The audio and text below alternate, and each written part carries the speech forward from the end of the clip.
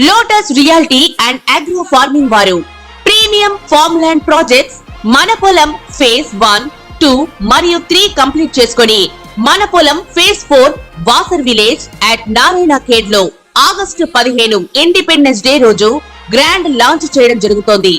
Launching మరియు independence day సందర్భంగా 5 guntas land out rate లో బుక్ చేసుకున్న వారికి 1,50,000 రూపాయల డిస్కౌంట్ తో పాటు 2 గ్రాముల గోల్డ్ ఫ్రీగా ఇస్తున్నారు. పూర్తి వివరాలకు సంప్రదించండి.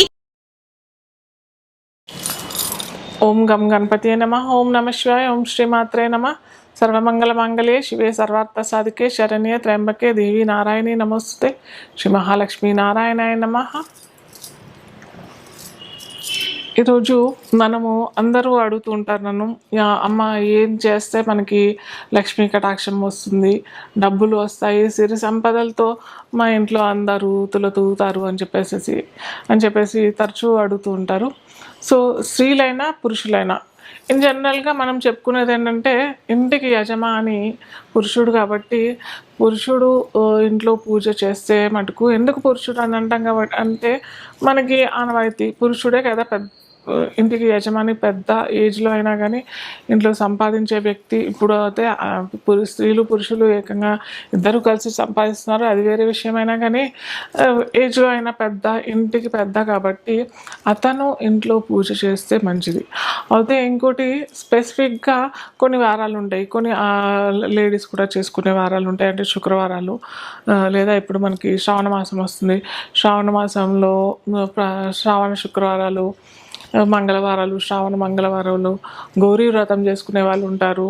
ఇవన్నీ వ్రతాలు నోములు చేసుకునేటప్పుడు స్త్రీలు చేసుకోవచ్చు. అది కొన్ని స్పెసిఫిక్ డేస్లోనే చేసుకుంటాం కాబట్టి అవి కాకుండా ఇన్ జనరల్గా పురుషుడు ఇంటికి చేస్తే చాలా మంచిది. ఇంట్లో ఎలా చేయాలి అని అంటే, ప్రతిరోజు విఘ్నేశ్వర స్వామి ఆరాధన చేసిన తర్వాత మొట్టమొదట చేయవలసింది ఏంటంటే, మీ కుల దైవానికి చేయండి. ఇక ప్రతి ఇంట్లో మనకి ఒక కుల దైవం అనేసి ఉంటుంది. మీకు తెలియకపోతే మీ పెద్దవాళ్ళని అడగండి, లేదా మీ సంబంధితుల ఉంటారు కదా, వాళ్ళ వంశవృక్షం ఎక్కడి నుంచి స్టార్ట్ అయిందో అక్కడ వాళ్ళని అడగండి. ఖచ్చితంగా మనకి ఈ ఏమంటారు, ఈ ఆంధ్ర రాష్ట్రాల్లో కాకుండా తమిళ రాష్ట్రాల్లో అయితే ఖచ్చితంగా వాళ్ళు ఫస్ట్ ఇంట్లో కులదైవం ఏదైనా కానీ, ఒక చిన్న అకేషన్ వచ్చినా కానీ ఖచ్చితంగా వాళ్ళు ఏంటంటే ఫస్ట్ కులదైవం చేసుకున్న తర్వాతనే వాళ్ళు ఇష్టదైవం చేసుకుంటారు. మళ్ళీ తర్వాత వాళ్ళు ఏ కార్యక్రమం చేస్తున్నారో ఆ కార్యక్రమానికి మొదలు పెడతారు. సో మనము ఎట్టి పరిస్థితుల్లోనూ కులదైవాన్ని, ఇష్టదేవతని, ఇంటి దైవాన్ని మర్చిపోవద్దు అనమాట. సో అది చేసిన తర్వాత అమ్మవారు లక్ష్మీదేవి ఆరాధన.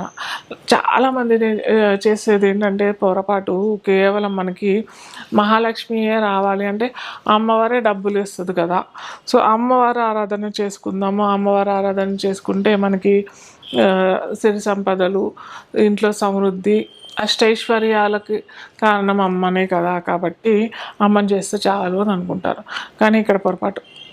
ఖచ్చితంగా అందరూ చేసుకోవాల్సింది ఏంటంటే, అమ్మవారితో పాటు అయ్యవారు స్వామిని కూడా ఆరాధన చేసుకుంటే కనుక అక్కడ ఆ ఇంట్లో అమ్మవారు అయ్యవారు ఇద్దరూ కలిసి మన నట్టింట్లోకి వచ్చి సిరి సంపదలు, కేవలం కోటేశ్వరులు అని అంటే, సిరి సంపదలు, అష్టైశ్వర్యాలు అని అంటే డబ్బులే కాదండి. మనకి ఇక్కడ డబ్బులతో పాటు ఇంట్లో మన పిల్లలు సుఖంగా ఉండాలి, వాళ్ళు వృద్ధిలోకి రావాలి, వాళ్ళ ఎడ్యుకేషన్ బాగుండాలి, వాళ్ళ వివాహము, వాళ్ళ పిల్లలు, వాళ్ళ సంతానం, ఇవన్నీ బాగుండాలి. కాబట్టి ఇవన్నీ మనకి ఎక్కడైతే బ్యాలెన్స్డ్గా అన్నీ నెరవేరుతాయో, ఇవన్నీ చక్కగా తూగుతాయో, చక్కగా అందరూ బాగుంటారో, అప్పుడే మనకి సిరి సంపదలు అని అంటాము, కోటీశ్వర్లం అని అంటాము, అష్టైశ్వర్యాలు అని అంటాము, ఇవన్నీ సాటిస్ఫై అవుతాయి. సో ఇవన్నీ ఖచ్చితంగా ఎప్పుడైతే కోరుకున్న ఇవన్నీ తీరుతాయో మనకి లక్ష్మీ కటాక్షం అనుగ్రహం కలిగినట్టే. సో ఏం చేసుకోవాలంటే చెప్పా కదా, ఫస్ట్ ఇంటి దైవాన్ని, కులదైవాన్ని, తర్వాత మీ ఇష్టదేవత, పూజించిన తర్వాత లక్ష్మీదేవి ఆరాధన. లక్ష్మీదేవి ఆరాధన అన్నప్పుడు 2 రకాలు మనం చేసుకోవచ్చు. ఒకటి ఏంటంటే శ్రీ సూక్తం చదువుకోవచ్చు, మహాలక్ష్మి అష్టకం చదువుకోవచ్చు. మహాలక్ష్మి అష్టకం చదువుకున్నప్పుడు పొద్దున్నే మీరు పొద్దున్నే స్నానం చేసి వేకునే స్నానం చేసేసి బ్రాహ్మీ ముహూర్తంలోనే పూజ చేస్తాను అని అంటే ఆ టైంలో, అలాగే మధ్యాహ్నం మీరు ఎక్కడున్నా కానీ మహాలక్ష్మి అష్టకం చదువుకున్నా కానీ అదొక పూట అయిపోతుంది.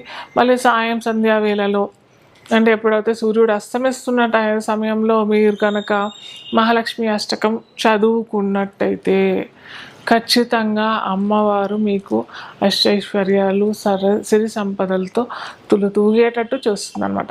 అలాగే అమ్మవారిది ఆరాధన చేసుకోవాలి, ప్లస్ అలాగే మహావిష్ణువు. మీకు ఏదైనా మీ ఇష్టం, విష్ణు సహస్రనామం చేసుకుంటారా చేసుకోండి, ఏమంటారు రాముడి ఏమన్నా స్తోత్రాలు చదువుకుంటారా చదువుకోండి, అష్టోత్తర నామాలు చదువుకుంటారా చదువుకోండి. అలాగే చదువుకున్న తర్వాత కొద్దిగా పానకం పెడితే కూడా అమ్మవారు చాలా సంతోషపడుతుంది. ఏంటంటే చాలామంది ఏంటంటే అబ్బో మేము అవన్నీ చేసి మేము ఏమంటారు నివేదనలు చేయాలి, అవన్నీ వండాలి పెట్టాలి అంటే మాకు ఫస్ట్ ఓపిక లేదు, లేదా ఓపిక ఉన్నా కానీ మాకు డబ్బులు లేవు అనేవాళ్ళు చాలామంది ఉంటారు. సో మనకి నీళ్ళలో బెల్లం ముక్క వేసేసి కొన్ని సుగంధ ద్రవ్యాలు వేసేస్తే మనకు అక్కడ పానకం తయారైపోతుంది అండి, అయిపోతుంది. ఒక అరటిపండు పెట్టండి, అరటిపండు లేదు బెల్లం ముక్క పెట్టండి, మళ్ళీ లేదా పటిక బెల్లం పెట్టేయండి. ఇలా పెట్టేసేసి అమ్మవారి ఆరాధన స్వామివారి ఆరాధన చేసేటప్పుడు భావన చెయ్యండి. మీరు ఎలా చేశారు ఏం చేశారు కాదు ఇంపార్టెంట్. ఇక్కడ ఏంటంటే అమ్మ మన ఇంటికి వస్తుంది, స్వామి మన ఇంటికి వస్తున్నారు. అమ్మవారు రాగానే మనం చక్కగా అక్కడ ఒక పీఠం ఏర్పాటు చేసాము, అమ్మవారి ఆరాధన చేసి అమ్మవారిని కూర్చోబెడుతున్నాము. అక్కడ అమ్మవారు కూర్చున్న తర్వాత నీళ్ళు ఇస్తున్నాము తాగటానికి, కాళ్ళు కడుక్కోవడానికి, స్వామివారికి నీళ్ళు ఇస్తున్నాం కాళ్ళు కడుక్కోవడానికి, మంచినీళ్ళు తాగటానికి. అలాగే మనము మన భక్తితో మనం ఏదన్నా స్తోత్రం చదువుతున్నాము, స్తోత్రం రాదు మాకు అని అంటే అమ్మవారికి ఆరాధన, అమ్మని స్వామిని మనము ఆ అలంకరణ చూస్తూ అలాగే అమ్మవారి ఆరాధన చేస్తున్నాం. ఇలాంటి భావనతో చేసినట్టయితే ఖచ్చితంగా పురుషుడైనా చేసుకోవచ్చు, స్త్రీ అయినా చేసుకోవచ్చు. చేసినట్టయితే ఖచ్చితంగా మీరు కోటీశ్వరులు అవ్వటానికి ఖచ్చితంగా మేము ఇది చేయలేము అనేసి ఫస్ట్ నెగిటివ్ థాట్ తీసేయండి. చేసాము చేస్తున్నాము, అమ్మ వస్తుంది, స్వామి వస్తున్నాడు వచ్చాడు, ఇలా మీరు భావనతో చేసినట్టయితే ఖచ్చితంగా మీరు సిరి సంపదలతో తూలుతారు. అలాగే మీతో పాటు మీ తరతరాల పిల్లలకి అటువైపు పిల్లలకి అందరికీ చెప్తూ ఉండండి. ఇకపోతే వృషభ లగ్నం లేదా వృషభ రాశి వారికి ఎలా ఉంటుందంటే వీరికి ఏంటంటే శుక్రుడు మనకి ఏంటంటే శుక్రాచార్యుడికి లక్ష్మీదేవి మహాలక్ష్మీదేవికి అవినాభావ సంబంధం.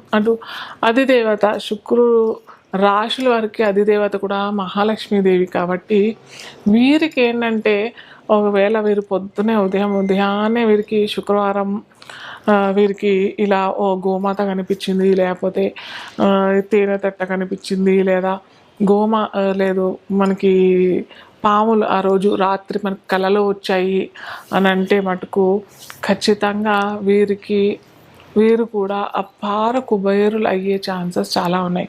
అలాగే వీరి జాతక చక్రంలో వీరికి ఏదన్నా శుక్ర మహాదశ నడుస్తుంది, లేకపోతే శుక్ర అంతర్దశ నడుస్తుంది, వీరికి అలాగే రాజయోగం వాళ్ళ జాతక చక్రంలో ఉంది, లేదా పంచమహాపురుష యోగాల్లో మహాలవ్య యోగం అంటాం. అంటే వారికి లగ్నంలోనో లేదా కేంద్రాల్లో కనుక శుక్రుడు అక్కడ అది సొంత రాశి లేదా ఉచ్చస్థానం అయితే మటుకు మనం మహాలవ్య యోగం అని అంటాం.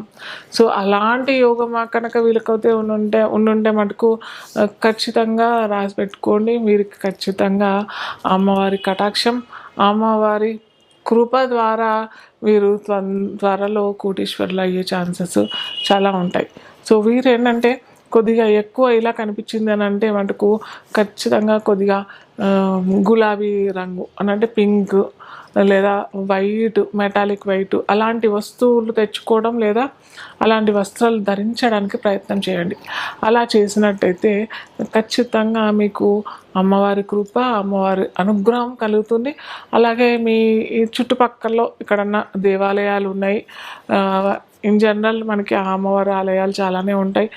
లక్ష్మీదేవి ఆలయం కూడా ఉంది అని అంటే వెంటనే శుక్రవారమే మనకి వచ్చింది కాబట్టి చక్కటి గులాబీ పూల మాల అమ్మవారికి సమర్పణ చేసుకోండి. అలాగే అమ్మవారికి ఇష్టమైన పాయసము లేదా ఏదన్నా స్వీట్, మేము ఇవన్నీ ఏమి చేసుకోలేము అని అంటే మీకు ఏది స్వీట్ ఏదన్నా ఒక స్వీట్ ఇంట్లోనే తయారు చేసుకుని అమ్మవారికి సమర్పించుకోండి. ఇలా చేసుకున్నట్టయితే ఖచ్చితంగా మీరు అతి త్వరలో కోటీశ్వర్లు అయ్యే ఛాన్సెస్, అతి త్వరలో మీరు సిరి సంపదలతో తులతూగే అవకాశాలు చాలా ఉంటాయి.